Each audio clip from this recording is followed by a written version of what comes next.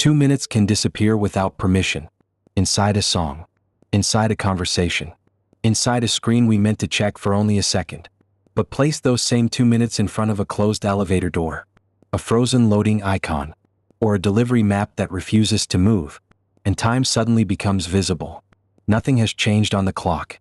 So why does the wait feel longer? Waiting is not just the absence of movement. It is a negotiation between time, attention, and uncertainty. And when nothing appears to be changing, all three begin to work against us. First, waiting gives our attention nowhere to go.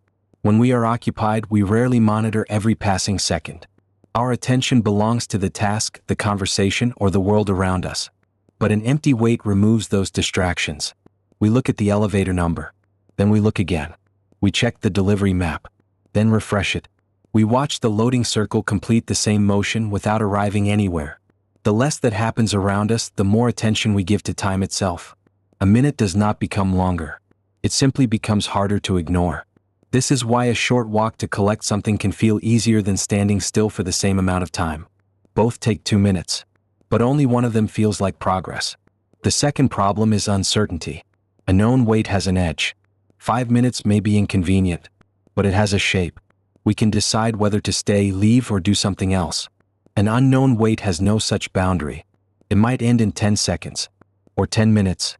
And because we do not know, part of our attention remains trapped inside the question. Is it almost finished? Has something gone wrong? Should I keep waiting? Research on service waits suggests that information about the expected duration does not always make people estimate the wait as shorter, but it can make the wait feel more acceptable, because information restores some sense of control. This is why the message, "Your driver will arrive in 6 minutes," feels different from "searching for a driver." The first message gives us a future. The second gives us a process we cannot see. And that leads to the third problem: invisible progress. Human beings can be remarkably patient when we can see that something is moving. A number changes. A line advances. A map updates. A light turns on. Even a progress bar that does not make a computer work any faster can change how the delay feels. Researchers have tested different progress bar animations while keeping the actual waiting time the same. Some designs were perceived as faster, simply because of the way movement was displayed. The machine did not become faster. The experience did. But progress indicators only work when we trust them. A bar frozen at 99% may feel worse than having no bar at all. It promised movement. Then it stopped. What frustrates us is not only the delay. It is the broken relationship between what we see and what we expect. This is why waiting is partly a design problem. Restaurants give us estimated times. Hospitals assign numbers. Elevators display floors. Delivery apps show moving vehicles. Websites animate loading screens. These signals do not always shorten the objective wait.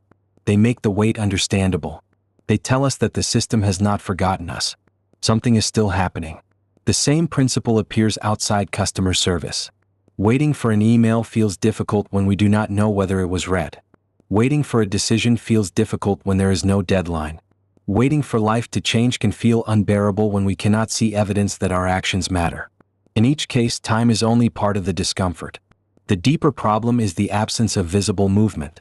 Perhaps this is why small signs of progress matter so much. A check box, a small amount saved, a page completed, a calendar with one more day crossed out.